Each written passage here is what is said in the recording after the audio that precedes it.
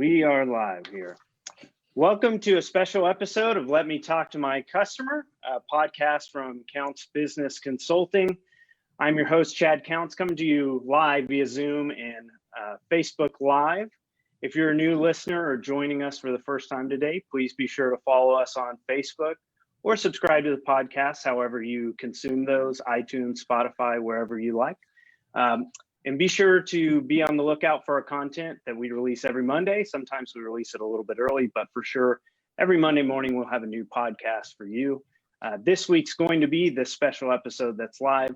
I'm very excited to have three special guests with us today, all talented managers and motivators of their respective teams.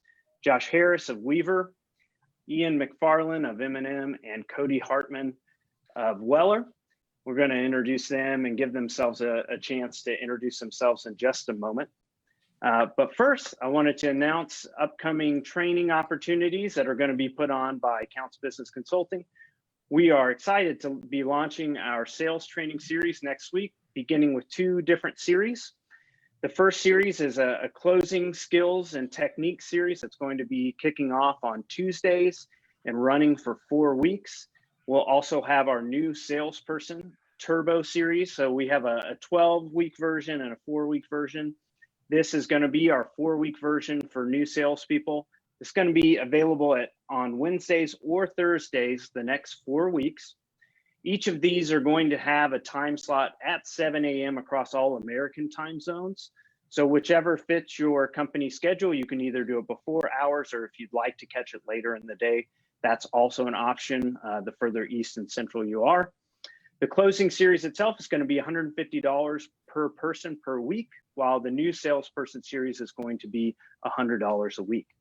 Please contact me directly either on Facebook or email at crcounts@countsbusinessconsulting.com. We also have group rate or rates, prorated rates for groups larger than 3 salespeople. So we're really excited about that, had good response to that so far. So any of you who are needing some online training or your salespeople want to develop these skills, we'd be happy to work with them. So, all right.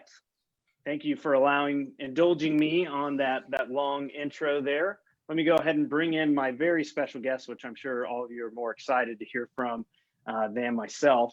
We're going to go ahead and start with Josh Harris. Why don't you go ahead and give a brief introduction of yourself, sir? Good afternoon, everybody. I'm Josh. I'm from weaverparts.com. We're based out of northeast Atlanta, Georgia, just northeast of there, out in kind of a rural area. We have 4 locations, all the way from South Atlanta to North Charlotte and kind of in between.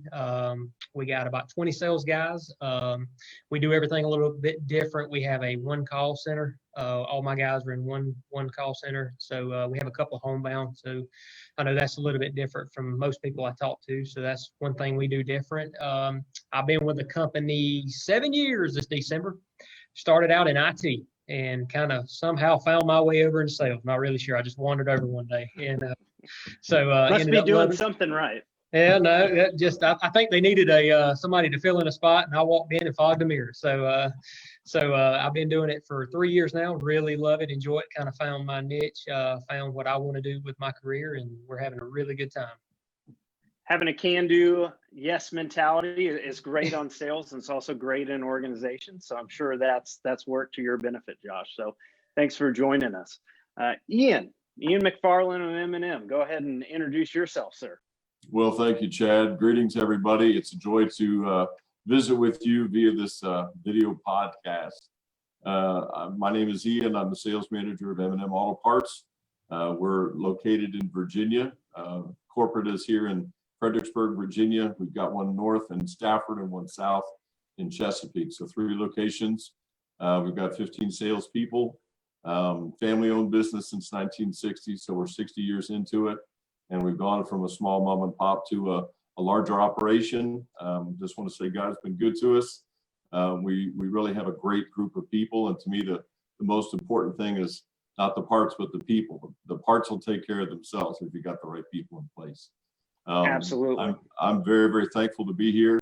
I started with M&M as a production manager in our Stafford location, And much like you, Josh, I've been at this position in sales just over 3 years, about 3.5 years. I just want to say, Chad has paid me handsomely to say this. Oh, I'm sorry, I shouldn't have said that. But I do want to say, as a neophyte, as a new sales manager, I felt ill-prepared and ill-equipped to do a fine job for the company. And we reached out to Chad, and actually his dad, Robert. I started with him and then with Chad. And I want to say how thankful I am for the understanding that they gave me, the tutelage, the lessons, the tools that I need to do a good job. And Chad, I'll always be thankful to you and your family, Cindy, everybody over there. And you all mean a lot to me. I hope you know that. So please take advantage of these podcasts, take advantage of the sales tools that they give, because they're the real deal and they do a great job. And I look forward to helping today. Thank you. Greatly appreciate that, Ian. It's been a pleasure. We appreciate all your support and prayers and everything through and through. Definitely a good lifelong friend as we go. Great to have those in business. They don't always come along, and M&M, just a wonderful group of people. Been great to work with for sure. Thank you, Ian. Kody, up in Grand Rapids, Michigan. How are you doing, sir? Good afternoon, everyone. Weller Auto Parts, wellerauto.com. Great family-owned business. I actually chased him down here 7 years, just much like Josh, 7 years ago, come January. So moved from a small town in northern Michigan, about 3 hours north of here. We also have a 15-person sales team, including outside sales reps that cover the whole state of Michigan, northern Indiana. And that's because we have 3 locations, 2 in Michigan, Grand Rapids and Kalamazoo, but cover that northern Indiana area. We do have a facility in South Bend. We also have hubs in small little branches sprinkled all over the state of Michigan, including Farmington Hills, and then a lot of the kind of greater Wyoming, Grand Rapids area. Got a great team here. Happy to be here chatting with you guys. And yeah, looking forward to the podcast as well. Chad, I think it's a great idea. I too spent a lot of time with Chad and his dad, Robert, years ago. When I first moved down, I was on the inside sales team, and I knew Chad and Robert then when I had moved down. But as I grew with the company, I grew with Chad and Robert as well, and we've had many phone calls, and I actually was just with Chad and his dad a week ago. Chad, you look the same, so as you did last week. So I got a haircut. Ian saw me, saw the worst of me, just barely above homeless with the way my hair. You were looking a little shaggy. I wasn't going to say a word, but yeah. No, it's not been good. Both the shutdowns in California, I swear they came the week I was getting a haircut, and my wife's not been so pleased. So the kids are happy to have a cleaner looking dad here as well. That's all right. Yep, you're on point for today's podcast. That's all that matters, right? Thanks for everyone joining us. Again, these guys, they're wonderful. If you're not trading partners with Weller, Weaver, and M&M, you're missing out. All 3 have multiple locations and have had experiences with salespeople being remote or at different locations. So they've experienced a lot of challenges, both from having a large team, having large expectation, different personalities, everything that comes across that. The idea from this episode came a while back from Herb Lieberman. He asked me, really, how do I define best salesperson? What does that look like? What kind of numbers do I utilize to break that down? And so I thought these would be some really good sales managers who have a wide array of people that have different strengths and they have different contributions. And looking at it from that lens, I think it gives you, even internally, just in one company, an idea of all the factors that come up, all the things you think about when you think about best. Definitely there's numbers behind that, but I think there's a lot of other things as well. So we do have the comments open. We do have room. You will be on a 20-second delay, but as soon as we see it, if there's a question or something you guys have, feel free to drop that in there. So with that, we're going to go ahead and get rolling. Our first question today is going to be, what skills or attributes are you looking for on your team? So Josh, you've done a lot in terms of assembling and building up your team. When you think about what you're looking for, whether people you want to move internally or new hires or anything like that, what are those skills and attributes that stand out to you as most important? So we do some Indeed ads and stuff like that, and we do get referrals through other avenues, web-based or headhunters or whatever. But honestly, we do our best with referrals. Guys who are in the business, who know what we expect and what we require, they know what we're looking for. So honestly, we've had the most success with that just by somebody who works in the company. Once they get here, the things that I look for, especially for sales, is high energy. I have to have a guy who is high energy. With Weaver, we're extremely high volume.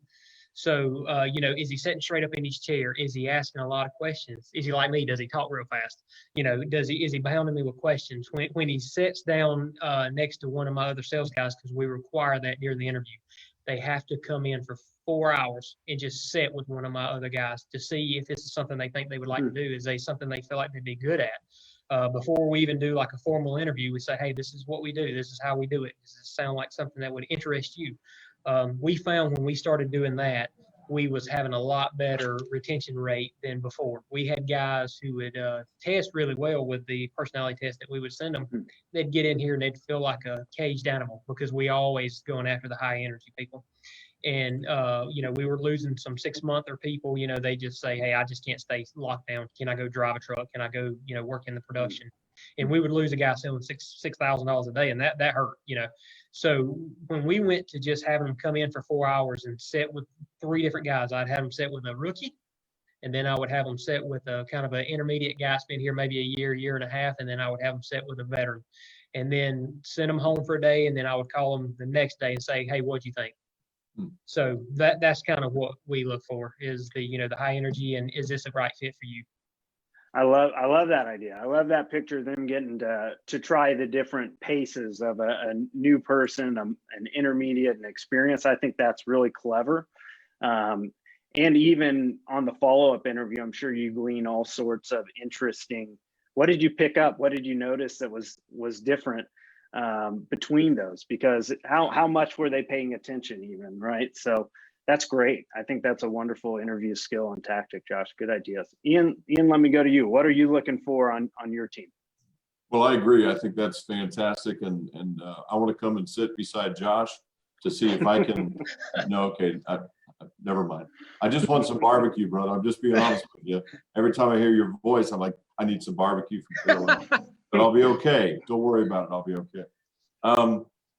Much like Josh, we do some of the same things. I think as far as traits are concerned, I'm not just trying to fill the position, I'm trying to match the person. And so it's imperative that I have someone that I can trust, someone who's honest, someone who's goal-oriented, someone who's dynamic, someone who has that fire in their belly and they really want to make it happen. But I know that I can trust them in the dark. I can trust them when I've turned my back to them. These are folks that I know that can be a good part of the team. And that's what we are. We're coaches and we're building a team. We've got our offense, defense, and everything, but we're all trying to get out there and get the deal. But also more than the deal, we're trying to get the customers for the repeat business and all the rest. So I want someone, just like Josh said, that's not a short term. I want someone that I want to date you and marry you. And I want you to stay here. I've got one of my people, 36 years they've been here. And she's as on fire today as she was when she started. And I've got others that are 20, 18, whatever's, and 10s, and I've got some that are less than a year. So it's a good match. It's a good mix. And I think we just need to be thankful for good people because sales is not easy. And it's a special type of person. You got to find them. Absolutely. You guys have both hit on just the pace and how difficult, how often burnout happens. Yeah. And the cost of new hires and all the energy and effort to train somebody is high. That comes especially right back to sales managers. That's a lot of your time is with new people. And so if the fit's not right, if the hire's not right, that's tremendous waste across the board. So Kody, how about you, sir? Yeah, you know what? Guys, I think Chad's probably heard me say this before, but hey, share it, brother. I think personality is my ticket. You just got to have a stellar personality. The problem is I can take you from another department in here and I can teach you the sales aspect of the salvage industry, or I can take you from a fast food restaurant and bring you in and really show you the ropes. But I cannot coach you on how to have a personality, right? Yeah. On how to have a customer service oriented personality. I think that, you know, a lot of that is, you've either got it or you don't. And I think it's maybe something that you can have it in you, but you get a little bit of fire from the rest of the guys around you. But it is nearly impossible for me to be able to teach you how to interact with our customer base, how to be passionate about what you're doing and really care, and have a sensitivity towards your customer. I think it's a rarity, but when you find it, lock those guys in, right? Make sure they have a seat on your team, because it's tough to come by them. I think with that is, you know, having a sense of urgency, I think is basically just another way to say exactly what you guys have already said, but, you know, high energy, but knowing what needs to get done and how quickly it needs to get done, right? We're living in a fast-paced world. For sure. They didn't put 2 drive-throughs at McDonald's for no reason, right? We want it and we want it now, right? And I think being able to anticipate that and commit is a big thing for my team. Absolutely. Yeah. I think we run across natural born salespeople every day. And well, we used to before coronavirus anyways. When you're a person, you just meet them and they read you well, they engage with you well, and all those personal instincts that they have that can be turned into really good sales skills. Those are, you can't put those into people. They can maybe work on it and improve it a little bit, but there's so much of that that's really innate. And if you have a good team and you have good training, you can trust that you can kind of create some of those other things, whether it be auto parts knowledge or using the inventory system or some of the other skills that we need to hit on. So I think that's great, Kody. Our next question, fostering growth and development in your team. What are some of the main ways that you guys look to do that? Hopefully we're not hiring too much. Hiring is definitely a component of what we do, but a big part of our growth in terms of sales teams and what we're looking to do is with existing talent and personnel. So Ian, I'm going to start with you this time. What are some of the ways you look to foster growth and development with your people? I just want to say it's brilliant the way that you stage these questions, because really the most important answer first to this question is what we just covered. You got to have the right material, you got to have the right person, you've got to have the right temperament, personality, gift set, talent. Everything that we've all said is just paramount to being successful. So I would say that's number one. Once you've got the right person and you're getting them in and you're getting them indoctrinated and all the rest, you know me, I like to encourage people. COVID's killing me because I'm a hugger. I love to hug, put my arm around you, or pat you on the back and say, great job, or high five, or pick you up and carry you down the hall. I don't care what. I'm a big boy and I can do it. And that's important to me, to encourage my people, and to, you know, lots and lots of encouragement, lots of calls, lots of emails, lots of Skypes, visits, going to them. I can't touch them anymore, but I can sure just praise them and encourage them and say, great job. I saw what you did. Phenomenal, man. You got the warning and the price. Oh my goodness. And you know, and just go crazy with them. That's an important thing. Celebrate the victories. We praise in public and we discipline in private. And so, man, I ring a bell, or I do whatever, just to, hey, look at the, I think that's important. And that kind of generates an excitement and an enthusiasm. And I think it's a good thing. Now that I'm off that mountaintop, I'll say we really need to always review calls. We need to review the numbers. We need to look at specific deals. If there's a problem, if they drop the ball, if they fumbled on a call, I record calls. We record calls. We go back, review them, and play them, and say, how could we have done that differently? We look at a deal that, man, we were so close and we blew it. We didn't ask for the deal enough. We didn't, whatever. We weren't listening to their answers. We weren't picking the cues, stuff like that. So just to brainstorm on how we can improve. And it's always, if it's not physically, it's mentally, with my arm around them. I'm beside you. We're working this out together. What could we do? Okay. Follow up with specific questions that promote accountability. I want to know what you're going to do by such and such a time, specific date, and specific measurable goals, and then make sure I follow through. I put it in my calendar, they put it in theirs, we follow through. And if they know I'm going to inspect it, they're going to respect it. And that's how we try to encourage and develop and grow together. Excellent. Excellent. All good points. And I don't tolerate cannibalism. Cannibalism, when one speaks against the other one and they get all foul, we don't play that game here. No drama. We don't play that. I don't allow that. So. Yeah, it's amazing how quickly that can eat its way through any sort of momentum and energy that you've built on the staff, and all of a sudden you're just a standstill for sure. For sure. Yes, sir. Cody, how about you? How do you look to foster growth and development on your team? Yeah, I'm probably going to repeat a lot of what Ian said, which isn't fair that you're going to let him go ahead of me, because I also you get to bat lead off next. Ian's got a cheat sheet in front of him, and I did the same thing. And right here, baby. Oh, sorry. It looks like he somehow stole my answers, but I've got the camera right behind you. I think this very similar. Reporting's super important, and we do that quite a bit. Our outside sales team sees a report consistently on their territories, in where the potential growth is, what we're tracking for the month. They see all that. The inside reps see weekly summaries on their warranty sales, their brokered sales, their in-stock sales. It's all right there reported to them. If they don't see that, how do they know where they're at, right? I think that's key. Communication. Our outside reps, we have a CRM every Friday night. We get a report on where all our outside reps have been, and that's communicated right back to the inside reps. So it kind of bridges the gap between inside reps and outside reps. To singing praises. Yeah. I mean, that's our job as sales managers, right? Is to be our guys' best cheerleader, right? That's it. I mean, that's what those guys need. It's just like we know as sales managers, it is rare that you hear from your customer base when good things happen, right? Right. That's exactly how our sales team feels, right? Absolutely. It's rare that they hear from upper management when the good things happen, right? Sure.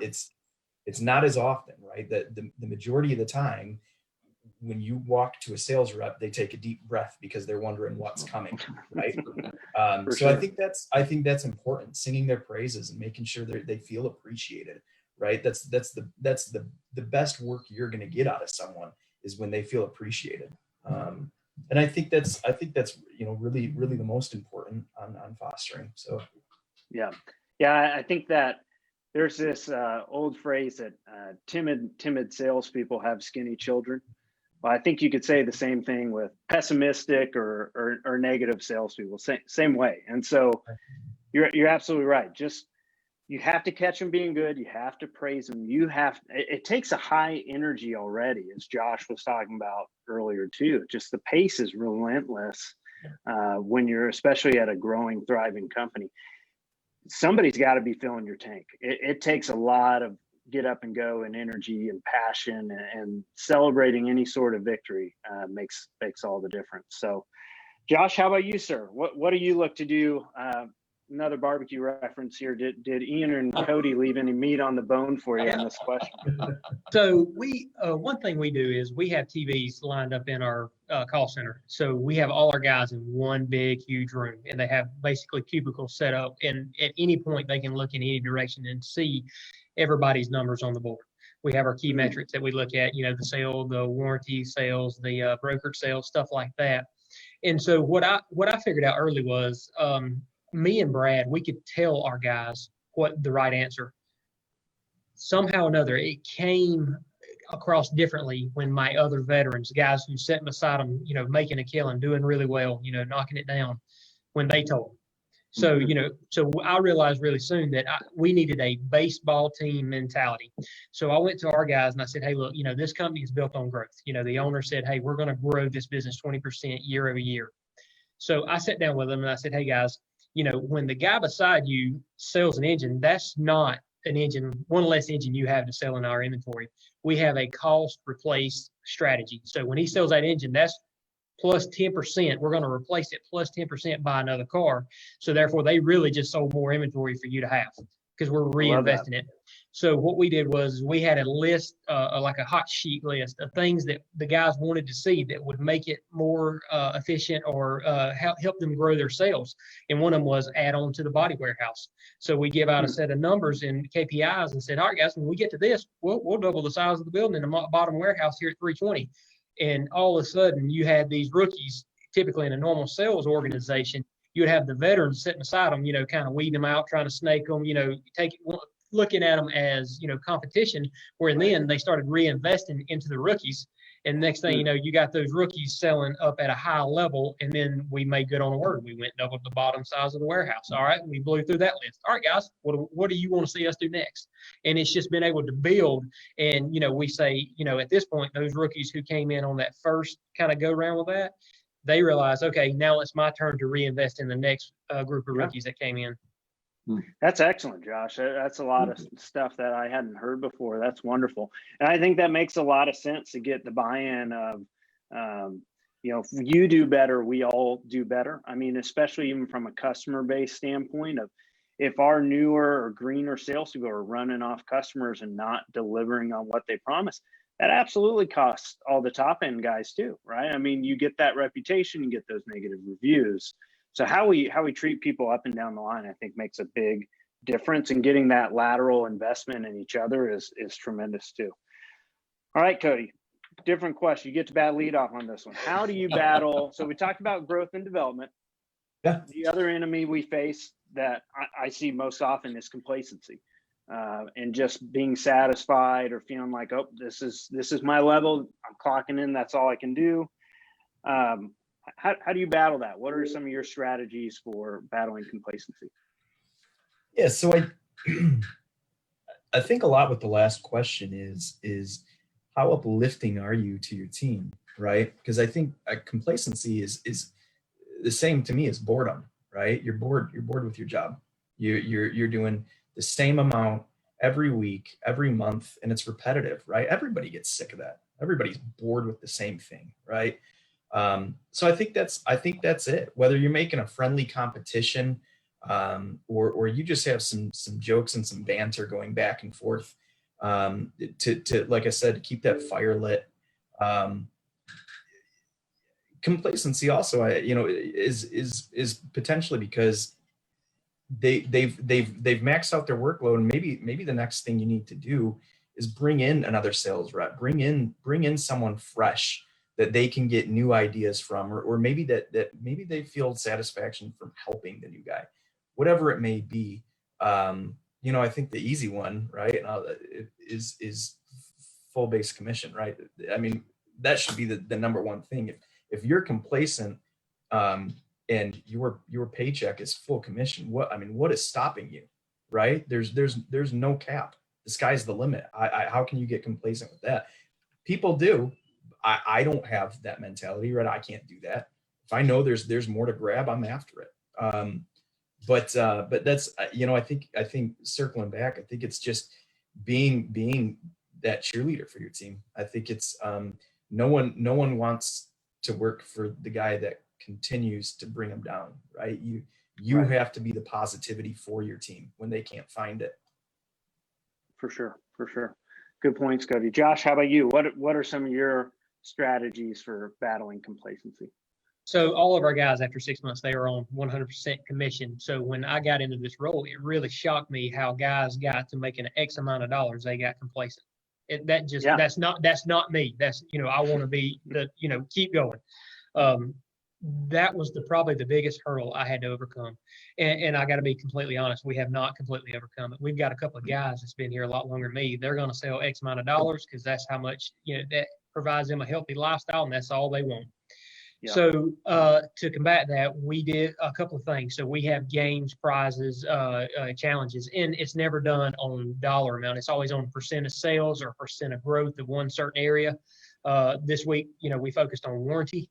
Who could give me we took their daily average for the last couple of months and said, hey, everybody, all right, for this month, guys, or for this week, and whoever has the biggest growth in warranty just this week compared, we bought a WWE warranty belt. And then when they get done, they walk around with that thing. They wear it while they're at work all week. So every week we try to do something.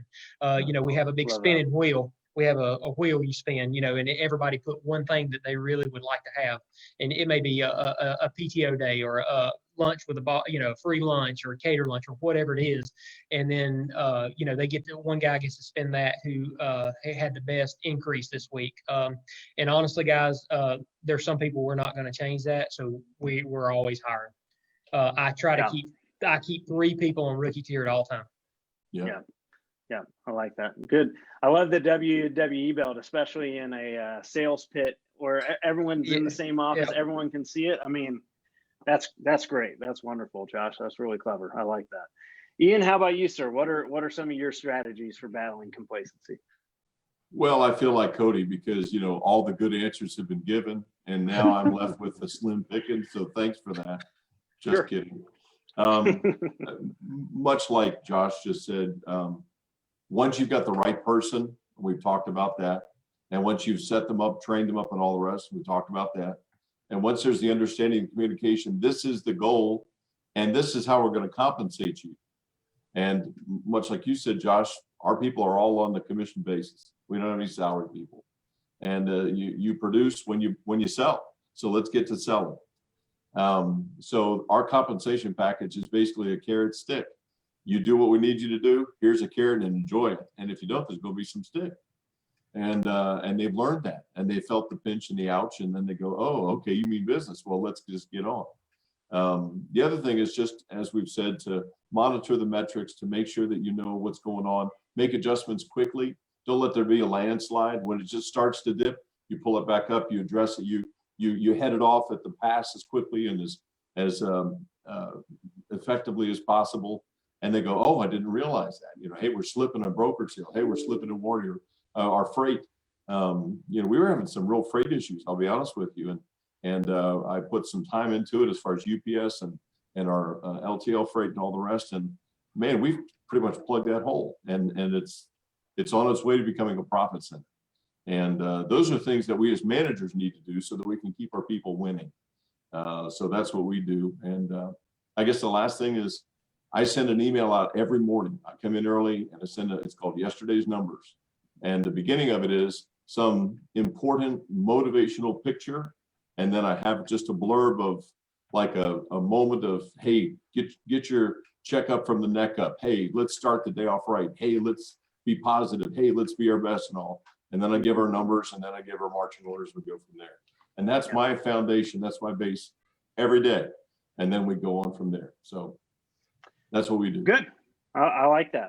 Yeah, I think complacency, especially amongst a successful company, can surprisingly be a more significant underbelly than we realize, because typically we're looking at top line numbers and we're seeing everything growing, and it's really easy to overlook that person that's in the midst of 10 to 20% growth. They're making the same check year in, year out. And what does that really mean? That means that they've shrunk their sales opportunity 10 to 20%, right? They've missed. They've cost us opportunity in some sense. So I think one way, that Ian touched on, the carrot and the stick, is we don't reset commissions enough. And it's not necessarily that we want to. I mean, it would be great if we could just keep a plan locked in. That said, I don't want the same results to net the same pay if you're a growing, successful salesperson, because there should always be a little bit. You don't go to the gym and lift the same set of weights forever, right? You have to up the resistance. You have to up the training. And so if they're looking to maintain, I've got to keep that bar raising. The other side of that is, and I think something that you guys do very, very well, is engagement.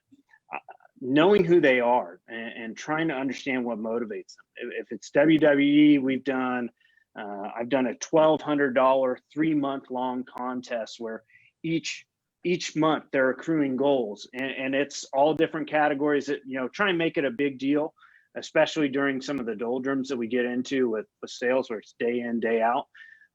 But whatever it is, I look at it at the year end. If they come back and they didn't grow, I failed them, right? I mean, I didn't get them engaged. I didn't get them growing. And so if I've got a personal relationship with them, then I can have that conversation. Is this all you want? Is this all you want in your life? Is this all you want in your career? You're potentially going to be here 10, 20, 30. Ian, you mentioned someone almost 40 years. What do you want to achieve here? I mean, because I don't want to see you just sit here and accept that this is all there is, right? So let's make this meaningful.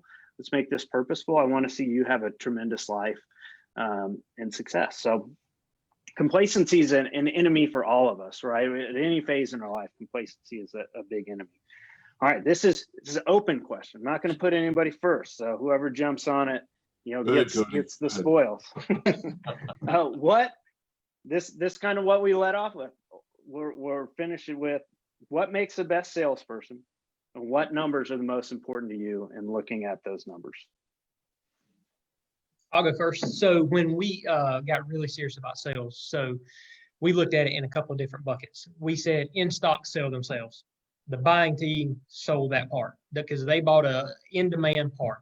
Now, of course, if it's an Ultimate engine that we got 40 on the shelf, the guy had to have a relationship with that shop, so he would call me versus LKQ. But in general, the buying team is in charge of the in-stock parts.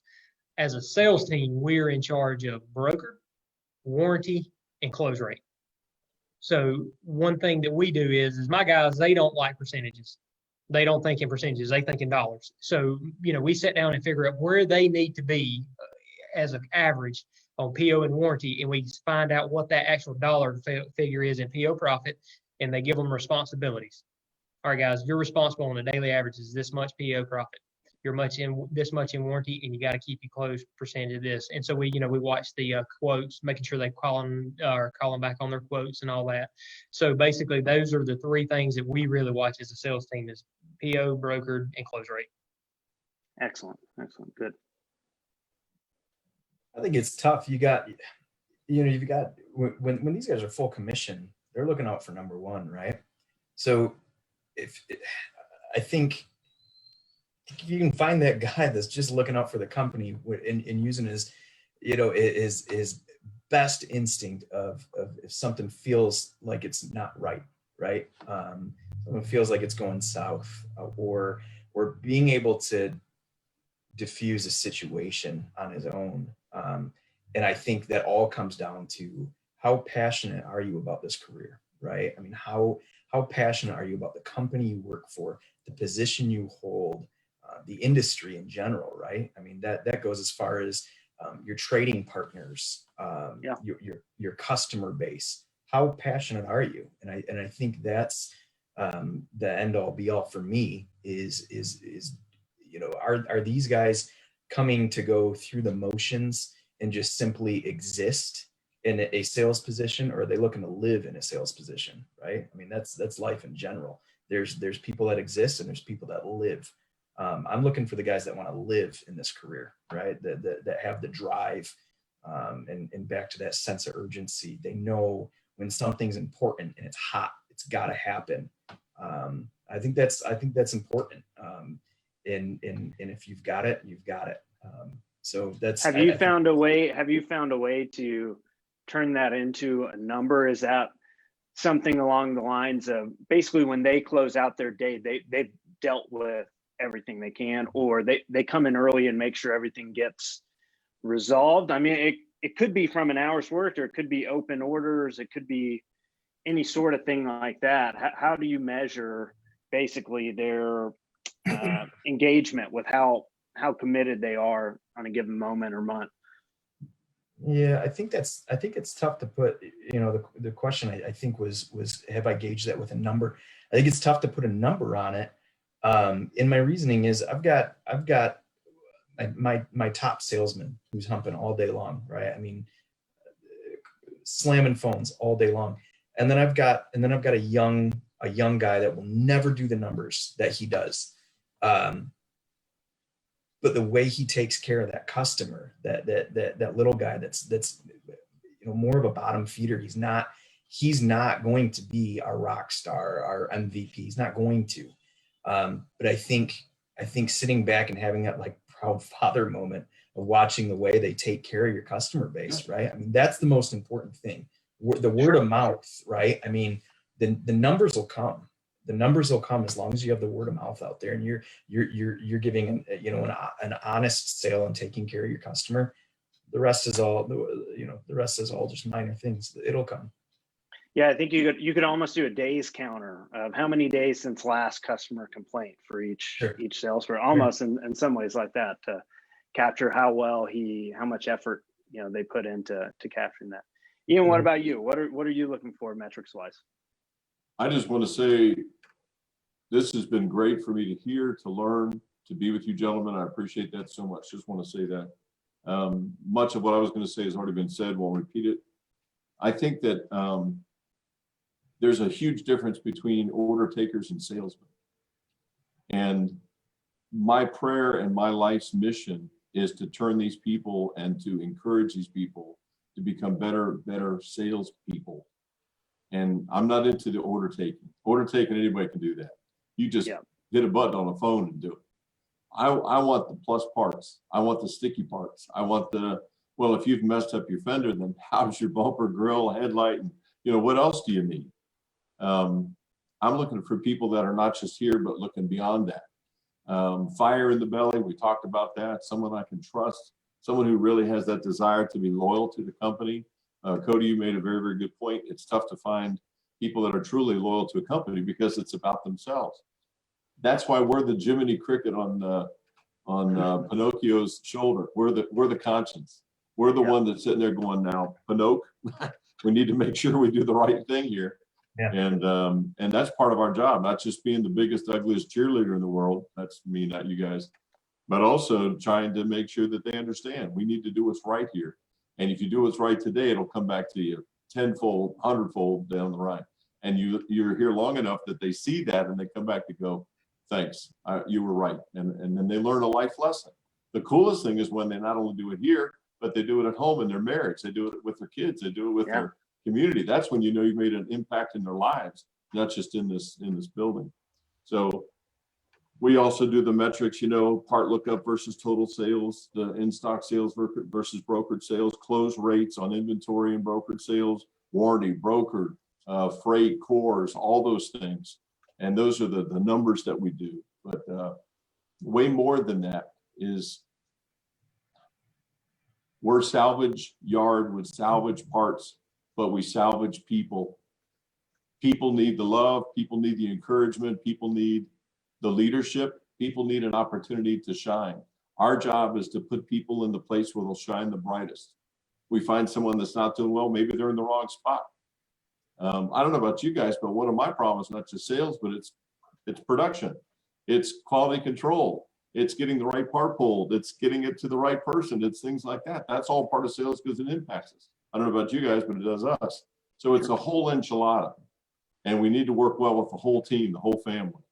And that's why I want a team player that's not some drama queen, but someone who says, look, here's the scoop. How can I help? What do you need? And it's just working together and being better tomorrow than you were today. Yeah. I mean, I think that's one thing that I would love to have an internal metric for, because I think for the longest time we've seen across the country that maybe there's a top salesperson at a particular company, but if you talk to anybody else at that company, anybody in accounting, anybody in production, any of the fellow salesmen, they are a snake. And when that person does well, it just ruins everybody else's day, or there's no respect. And so we look at it a lot of times as it's easy to see that production, but the wake that somebody casts and the problems they cast, that's a harder thing to measure. I would think that's got to show up somewhere in their customer base too. You don't just treat your customers like angels and your fellow employees like villains. But I mean, that the two main things I look at from a purely number side, organic profit. So how much profit do you add to the bottom line? And warranty and brokering, could be new aftermarket, could be anything that's not in stock, anything that we're not putting and listing for you. That's puts people on a different scale when you start looking at that. The other side is more to what you were saying, Kody, is customer retention and customer growth, right? If you're excelling, if you're excellent, we should be seeing more orders, repeat orders, increasing orders. You're adding that value of, oh, you need the fender, what about everything else? You're expanding in your service and your ability to take care of your customer. And then I do think, I don't know if it's just an internal vote or how you do that, but getting that 360 feedback on who they are as a person, I think makes a tremendous difference. I've always been impressed, and I'm leaving a little bit of time here for anybody who's watching. If you have any questions, go ahead and drop them in. We're going to wrap up soon. When I've gotten to meet people that are just exceptional at sales in our industry, I don't know that our industry ever is going to get the credit for what they deserve, but our top salespeople that I meet are just so impressive most of the time.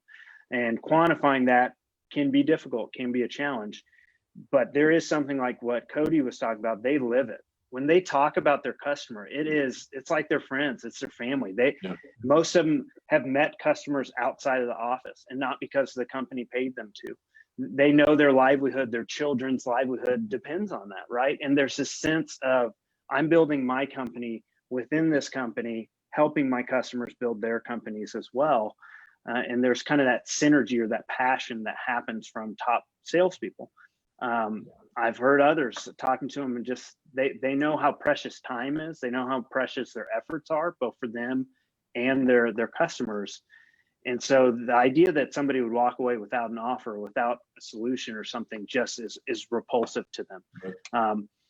It's not often that their sales calls are the most electric or exciting, but their relationship with their customers is just dynamic, and how much they know about each other and everything like that. It's really impressive. So I can't believe we just did all that for free, guys. That was tremendous. And anybody who watched this was wonderful. You're fortunate. There's not a lot of consultants that give out this kind of goods for you all, but we hope that, one, you'll patronize Weller, Weaver, and M&M, that if you're not doing business with them, I think they're tremendous, and you should look to engage them and their sales staff and what they bring to the table.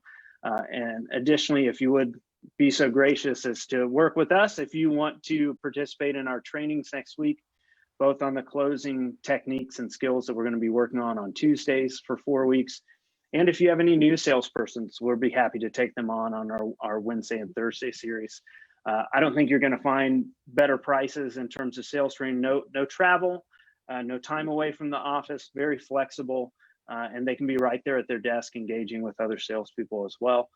So it's tremendous. So we hope you'll be a party to that. And if you need anything from me, Chad Counts, you can find me on Facebook, email me at crcounts@countsbusinessconsulting.com. If you need any of these gentlemen's contact information, I'd be happy to pass that along as well. So grateful, guys, grateful to be with you. Grateful to see everybody doing so well. Record sales numbers, I know, especially when we're not buying as much as we always do. It's just wonderful to be in this groove right now. And so I'm excited for your passions and for your future growth amongst your team. And again, thanks for joining us. It was wonderful. Let me look over real quick.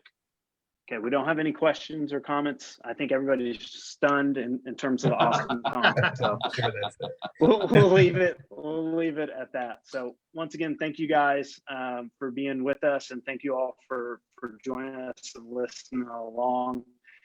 This will be available on Facebook, YouTube, and the audio will be available over the weekend, and I'll be posting that. So thanks, everybody. Awesome. Have a great rest of the day. Thanks for the kind words, guys. Thank you. Thanks, gentlemen. Thanks, Take guys. care.